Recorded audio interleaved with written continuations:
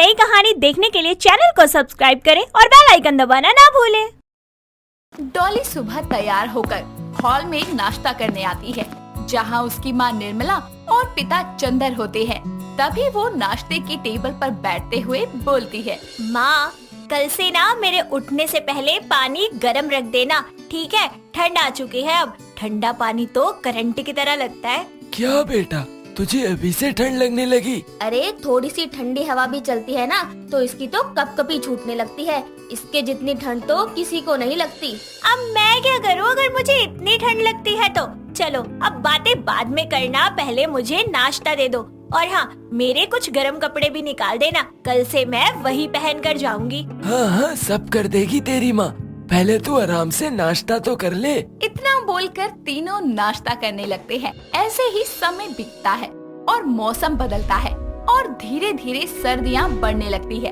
और बढ़ती सर्दियों के साथ डॉली का आलसीपन भी बढ़ता जाता है, जिसके कारण वो हफ्ते में बस 2 बार ही नहाया करती थी और गर्म पानी का यूज ही किया करती थी।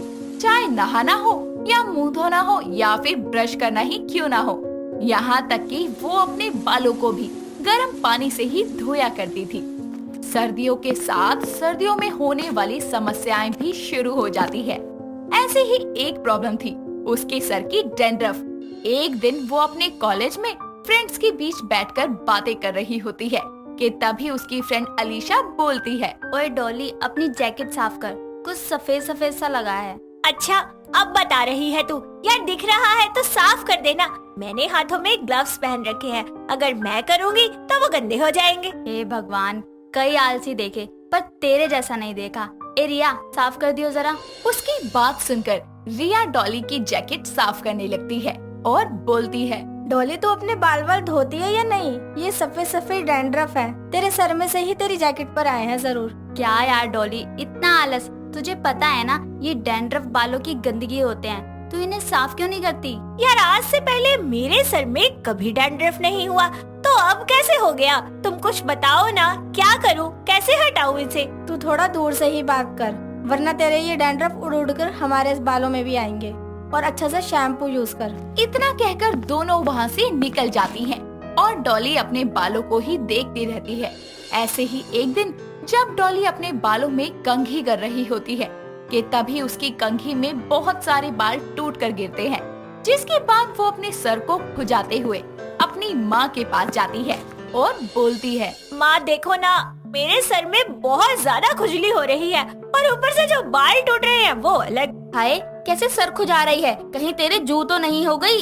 अरे मैं तो पहले ही सिर में डैंड्रफ होने की वजह से परेशान हूँ, आप जुए और पड़वा दो मेरे सर में। डैंड्रफ तो होगा ही ना, लोग सर्दियों में हल्के गर्म पानी से नहाते हैं, लेकिन तू तो ठंड के मारे खौलते हुए पानी से नहा लेती है, और तो और उसी पानी से सर भी धोती है, इसलिए तो तेरे बाल भी कितने कमजोर हो गए हैं। माँ, क्या हुआ, कैसे हुआ, कब हुआ, ये सब छोड़ो, बस ये बताओ कि इस डैंड्रफ से मुझे छुटकारा कैसे मिलेगा? देख, डैंड्रफ हटाने का एक घरेलू नुस्खा है मेरे पास, पर उसके लिए तुझे थोड़ी ठंड बर्दाश्त करनी पड़ेगी। माँ, दिन भर सर खुजलाने से तो अच्छा है कि थोड़ी सर्दी बर्दाश्त कर लूं। मैं ये सब कुछ कर लूंगी। ठीक है, छुट्टी वाले दिन मैं तेरे सर में दही लगा दिया करूंगी, 2-3 बार लगाने से ही तेरा डैंड्रफ बिल्कुल खत्म हो जाएगा। इतना बोलकर वो उसे समझा देती है और तब तक डैंड्रफ होने के चलते वो घर से बाहर नहीं जाती। और संडे के दिन उसके पिता चंदर उससे बोलते हैं, क्या बात है बेटी, तेरी सर्दियों की छुट्टियाँ चालू हो गई हैं क्या? 4-5 दिन से तू घर पर ही है? नहीं पापा, वो क्या है ना कि मेरे सर में डैंड्रफ बहुत ज्यादा हो गया है। बालों में जरा सा हाथ क्या मारूं, डैंड्रफ झड़के सारा मेरे कपड़ों पर आ जाता है। पर हाँ, मैं कल से कॉलेज जाऊंगी क्योंकि माँ आज मेरे बालों में दही लगा देंगी, जिससे डैंड्रफ में कुछ हद तक मुझे राहत मिल जाएगी। अरे आ जल्दी इधर। निर्मला के बुलाने पर डॉली उसके पास जाकर अपने बालों में दही लगवा लेती है और 2-3 घंटों बाद धो लेती है। लेकिन ठंड में दही सर पर लगाने के कारण उसे जुकाम और बुखार लग जाता है, जिसके कारण वो 2-3 दिन तक बीमार रहती है।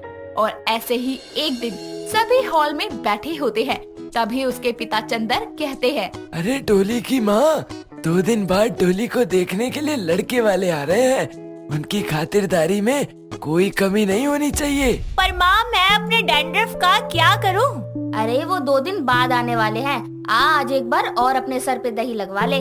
माँ मैं आपके आगे हाथ जोड़ती हूँ, आप मेरे सर में कुछ भी लगा दो, गोबर लगा दो, लेकिन दही मत लगाओ। मैं दोबारा से बुखार में तड़पना नहीं चाहती। अरे इतने सारे घरेलू नुस्खे होते हैं, कोई और अपना लो ना। इतना कहकर वो अपने कमरे में चली जाती है और ऐसे ही 2 दिन बाद उसके लिए वीर नाम के लड़के का रिश्ता आता है। दोनों परिवार वाले आपस में बातचीत करके रिश्ता पक्का कर देते हैं और कुछ ही दिनों बाद डॉली और वीर की शादी हो जाती है। और ससुराल में भी डॉली अपने आलसीपन को नहीं छोड़ती, जिसके कारण वो घर के कामों में भी काम चोरी किया करती थी। ऐसे ही एक दिन वो कंबल में लिपटी टीवी देख रही होती है कि तभी उसकी सास अंजना उसके पास आकर बोलती है, अरे ओ आलस की दुकान, ठंड के अकेले तेरे ही लिए है।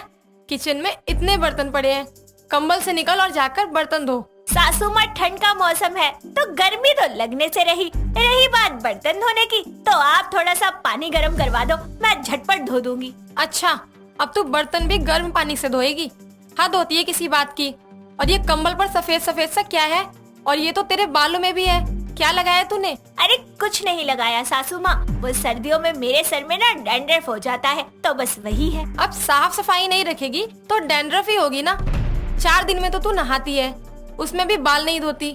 अगर कल से तू रोज नहीं नहाई और तूने गर्म पानी की जगह ठंडे पानी से सर नहीं धोया तो मैं ठंड में तुझे छत पर सुलाऊंगी, बता रही हूँ। इतना कहकर वो चली जाती है और अपना सर खुजाते हुए डॉली खुद से बोलती है, अरे डॉली, पहले से ही तू डैंड्रफ की वजह से इतनी परेशान है, अब अपनी सासू माँ के चलते तुझे ठंड में ठंडे पानी से सर धोना पड़ेगा। सही मुसीबत है। ऐसे ही दिन बीतते हैं और अंजना के कहने पर डॉली बालों की सफाई पर ध्यान देती है, लेकिन फिर भी उसके सर से डैंड्रफ नहीं जाती और बार बार खुजाने की वजह से उसके सर के आसपास छोटे छोटे सफेद दानों का फंगल इन्फेक्शन हो जाता है। ऐसे ही एक रात वो अपने कमरे में सर खुजाते हुए आती है और उसका पति वीर उससे बोलता है, डॉली, टेबल पर खाने की प्लेट रखी है, देना जरा। डॉली खाने की प्लेट को उठाकर उसे दे देती है और खुद भी उसी में से खाने लगती है। उसकी इस हरकत पर प्लेट को साइड में रखते हुए वीर बोलता है, अरे एक तो सारा दिन अपने गंदे हाथों को सर में डालती रहती हो, कितने कीटाणु होंगे तुम्हारे हाथों में, और उसी हाथ से खाना खा रही हो, कम से कम हैंड वॉश तो कर लो यार। ओह सॉरी, मैं हाथ धोकर खाना खा लेती हूँ, तब तक तुम मेरे सर में प्लीज खुजली कर दो। हाँ, यही तो काम रह गया है बस। तुम्हें पता भी है रोज सुबह तकिए पर तुम्हारे टूटे बालों के साथ कितना डैंड्रफ होता है। ऐसा ही रहा तो कहीं मेरे सर में भी डैंड्रफ ना हो जाए। अरे तो मैं क्या करूँ, मैं तो परेशान हो गई, कितने शैम्पू भी ट्राई किए, ये डैंड्रफ इतना जिद्दी है कि जाता ही नहीं। बताओ क्या करूँ मैं? अच्छा चलो एक काम कर दो, अगर तुम खुजा नहीं सकते तो कम से कम अपने हाथ से खाना खिला दो। डॉली के इतना कहने पर वो उसे प्यार भरे अंदाज से अपने हाथों से खाना खिलाता है और ऐसे ही समय बीतता है और डॉली डैंड्रफ से बहुत परेशान रहती थी। तभी एक दिन उसके घर उसकी दादी सास आती है, जिसके बाद वो उसके पैर छूने के लिए जैसे ही झुकती है तो उसकी दादी सास की नजर उसके बालों में हुए डैंड्रफ पर जाती है और वो बोलती है, का बहुरिया, तुम्हारे सर में खुशकी हो रही है का? लो, घर आते ही इन्होंने मेरी दुखती रग पे हाथ रख दिया। हाँ माँ जी, इसीलिए तो सारा दिन सर खुजाती फिरती है। कहीं ये भी मेरे बालों में दही या कुछ और न लगाने लगे। हे भगवान, मेरे बालों की रक्षा करना। अरे टेंशन की कोनो बात नहीं, हम तो का ऐसा नुस्खा बताए ना कि ये खुशकी दुमदमा कर भाग जाएगी। जिसके बाद से दादी सास रोज नहाने के पानी में थोड़ा सा नमक मिला दिया करती ताकि उसके सर का फंगल इन्फेक्शन कम हो, और रात को उसके बालों की अच्छे से मालिश किया करती। साथ ही साथ उसके बालों की अच्छी से साफ सफाई भी करवाया करती। ऐसे ही लगातार 1 महीने करने से डॉली के बालों की डैंड्रफ सच में गायब हो जाती है और वो अपनी दादी सास से बोलती है, सच में दादी सासू माँ, बड़े बूढ़ों के नुस्खे तो किसी वरदान से कम नहीं होते। आखिरकार मुझे मेरी डैंड्रफ के प्रॉब्लम से छुटकारा मिल ही गया। अरे फिर मैं हूँ भी तो तेरी सास की सास, नुस्खा तो काम करेगा ही ना। उसके इतना बोलते ही सब खुशी से हंसने लगते हैं और डॉली भी डैंड्रफ दूर हो जाने की वजह से बहुत खुश होती है और अपने परिवार के साथ जिंदगी में आगे बढ़ जाती है। आशिका बेहद ही प्यारी, गुणवान और अमीर माँ बाप की इकलौती लड़की थी। उसे देव नाम के लड़के से प्यार हो जाता है। देव एक अनाथ पर स्वाभिमानी लड़का था। वो एक छोटी सी शॉप पे मैकेनिक का काम करता था। दोनों एक दूसरे से शादी करने का फैसला कर लेते हैं।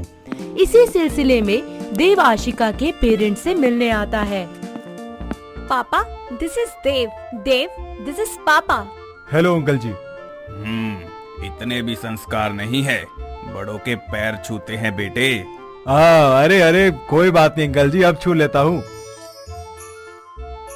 नमस्ते आंटी जी, कैसी हैं आप? खुश रहो बेटा। वैसे जुबान तो बहुत तेज है तुम्हारी, करते क्या हो? जुबान के साथ साथ दिमाग से भी तेज हूँ। वैसे तो मैं एक मामूली आदमी हूँ, पर आपकी बेटे की खुशी के लिए किसी भी हद तक जा सकता हूँ। ठीक है, सब समझता हूँ मैं, तुम जैसे लड़कों की नियत। अच्छा जी, नियत बहुत साफ है मेरी, और मुझे आशिका से ही शादी करनी है। और अगर मैं आशिका की शादी तुमसे ना करवाऊं तो? वैसे भी तुम्हारी औकात क्या है मेरे आगे? मेरी औकात? अच्छा, छीन के ले जाऊंगा आपकी बेटी को आपसे। जुबान संभाल के, दो कौड़ी के लड़के। जब मैंने तुम्हें पहली बार देखा तो मुझे लगा कि तुम बददिमाग हो, पर तुम तो बदतमीज, जाहिल और एक नंबर के आवारा लड़के भी हो, ये मुझे अब पता चला। अरे आपकी औकात क्या है और आपने मुझे कैसे हाथ लगाया? आशिका सिर्फ मेरी है, मेरी। आशिका, ये है तुम्हारी पसंद? इससे शादी करना चाहती हो, जो तुम्हारे पापा के साथ ऐसे बिहेव कर रहा है? आई एम सॉरी पापा। और देव, तुम क्या कर रहे हो? ये मेरे पापा है, तुमने इन पर हाथ कैसे उठाया? निकल जाओ मेरी जिंदगी से। मैं भूल जाऊंगी कि कभी मैंने तुमसे प्यार किया था। आशिका, मैं तुम्हें भूल जाऊं ये हो नहीं सकता, और तुम मुझे भूल जाओ ये मैं होने नहीं दूंगा। और जिस इसी के चलते तुम मेरा साथ छोड़ रही हो ना, मैं तुम्हारे बाप से भी बड़ी औकात के साथ आऊंगा। आशिका, तुम सिर्फ मेरी हो। आशिका के माता पिता उसकी शादी राम नाम के एक मैनेजर से करवा देते हैं। दोनों की शादीशुदा जिंदगी बहुत अच्छे से चल रही होती है। देखते ही देखते 2 साल बीत जाते हैं। देव अपनी आशिका को पाने के लिए दूर दूर शहरों में जाकर जी तोड़ मेहनत से दिन रात काम करता है और दिल्ली में अपना एक बहुत बड़ा बिजनेस एम्पायर खड़ा कर लेता है, पर शादी नहीं करता। वहीं इत्तेफाक से राम की पोस्टिंग दिल्ली की उसी कंपनी में हो जाती है जिसका ओनर देव होता है। एक दिन आशिका राम को फोन करती है। हेलो राम, कैसे हैं आप? आपको याद है ना, आज हमारी मैरिज एनिवर्सरी है। अरे हाँ, मेरी जाने मन, याद है मुझे। बताओ क्या लाऊं तुम्हारे लिए आज तोहफे में? बस एक बहुत स्पेशल सरप्राइज है आपके लिए, जल्दी से आइए। उफ मेरी जान, अब बता भी दो यार कि क्या सरप्राइज है। अब सब्र नहीं हो रहा मुझसे। अजी, सब्र का फल मीठा होता है, थोड़ा इंतजार का मजा लीजिए। ठीक है बीवी जी, ठीक है, बाद में बात करता हूँ मैं। राम अपनी बीवी का फोन कटकर ऑफिस के काम में लग जाता है और फिर थोड़ी देर में ऑफिस में अपनी मैरिज एनिवर्सरी की खुशी में मिठाइयाँ बांटता है। साथ ही सबको अपने घर पर पार्टी में बुलाता है। ऐसे ही वो अपने बॉस देव के कैबिन में मिठाई का डब्बा लेकर पहुंचता है। Good morning sir. सर ये लीजिए मिठाई। कांग्रेचुलेशंस राम, पर ये मिठाई किस लिए? सर आज वो मेरी मैरिज एनिवर्सरी है, इसलिए। अरे वाह, ये तो बहुत अच्छी बात है। सर आज शाम को एक छोटी सी पार्टी रखी है मैंने घर पे, तो प्लीज आप जरूर आइएगा। हमारी पार्टी की शोभा खूब बढ़ेगी आपके आने से। अरे बिल्कुल आऊंगा। You may go now. Okay sir, लेकिन प्लीज सर आप जरूर आइएगा। शाम को राम के घर उसके रिश्तेदार और पूरा ऑफिस स्टाफ पार्टी अटेंड करने आते हैं। वो अपनी बीवी के लिए एक 9 लखा हार लाता है और कमरे में तैयार हो रही बीवी को सरप्राइज कर देता है। कितना प्यारा नेकलेस है, सच्ची में आप कितना ख्याल रखते हैं मेरा। अरे बेगम साहिबा, आपकी खुशी सर आंखों पर। वैसे मेरा सरप्राइज कहाँ है? अभी लाती हूँ। आप पापा बनने वाले हैं। I am pregnant. अरे आशिका, मेरी जानेमन, मेरी दिलरुबा, तुमने तो मुझे दुनिया की हर खुशी दे दी मानो। अपनी बीवी की प्रेगनेंसी की खबर सुन राम की खुशी का तो ठिकाना ही नहीं रहता। वो आशिका के साथ केक कट कर ही रहा होता है कि तभी दरवाजे से एंट्री होती है देव की। आशिका को राम के साथ ऐसे देख उसको बहुत बड़ा झटका लगता है। उसका दिल छन से टूटकर चूर चूर हो जाता है और आंखें आंसुओं से भर जाती हैं। आशिका भी उसे ऐसे देख चौंक जाती है। उसकी आंखें भी भर आती हैं। तभी राम देव के पास आता है। अरे सर आप ठीक तो है ना? क्या हुआ आपको? कुछ नहीं राम, बस इतनी खुशी का नजारा देखकर एक शेर जरूर सुनाऊंगा। अरे जी सर, ये भी कोई कहने की बात हुई भला? बिल्कुल सुनाइए। हमें तो अपनों ने लूटा, गैरों में कहाँ दम था, मेरी कश्ती वहीं डूबी जहाँ पानी कम था। अगले दिन ऑफिस में देव का व्यवहार राम को लेकर टोटली बदल जाता है। वो उसे ताने मारने और नीचा दिखाने का एक भी मौका नहीं छोड़ता। ऐसे ही दिन बीतते जाते हैं। देव की नफरत इस कद्र बढ़ने लगती है कि वो राम की फोटो लोकल गुंडों को दे देता है। यही चरामी है, देवोत साले को इधर ही। कौन है आप लोग? ये हलकट, अपन मेजबान है, मेजबान, और तेरी सेवा करने के लिए आए ले, समझे ना? अरे आप लोग हैं कौन और मुझे क्यों मार रहे हैं? देव जैसे तैसे वहाँ से जान बचाकर भागता है। सामने से आती हुई तेज कार से उसका एक्सीडेंट हो जाता है और वो वहीं दम तोड़ देता है। और ये सब क्या हो गया? आशिका, उसका बच्चा, क्या होगा उनका? मैं सब बता दूंगा आशिका को। हाँ मैं सब बता दूंगा। परेशान, हताश, देव आशिका के पास जाता है और उसे सारी बात बताता है। उसका तो मानो घर संसार पल में ही चकनाचूर हो जाता है। देव कहता है, आशिका सॉरी, मेरे पे विश्वास करो आशिका, मैं बस उसको गुंडों से पिटवाना चाहता था। बस करो देव, बहुत बोल लिया तुमने। आशिका तुम चिंता मत करो बिल्कुल भी। तो तुम्हारे बच्चे को और तुम्हें मैं अपना आनंद दे दूंगा।